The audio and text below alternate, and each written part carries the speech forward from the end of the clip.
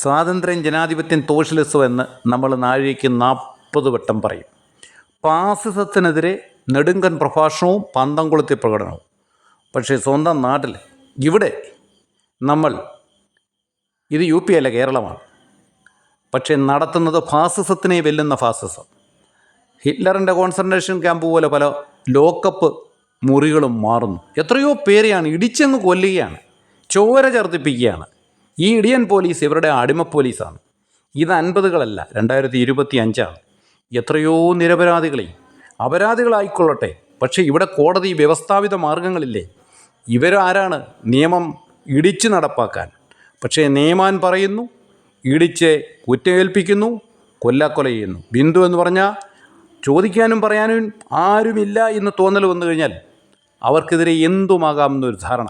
രാഷ്ട്രീയ പിൻബലമില്ല, സാമുദായിക പിൻബലമില്ല, പണത്തിൻ്റെ പിൻബലമില്ലെങ്കിൽ എന്തുമാകാവുന്ന ഒരു ധാർഷ്ട്യം. സ്വന്തം പാർട്ടിക്കാരെ എത്രയോ പേരെ കൊന്നു തള്ളിയിരിക്കുന്നു. ഇതാ ഈ പാവം മനുഷ്യനെ കരിക്ക് മുണ്ടിൽ കെട്ടിയാണ് പോലീസ് ഇടിക്കുന്നത്.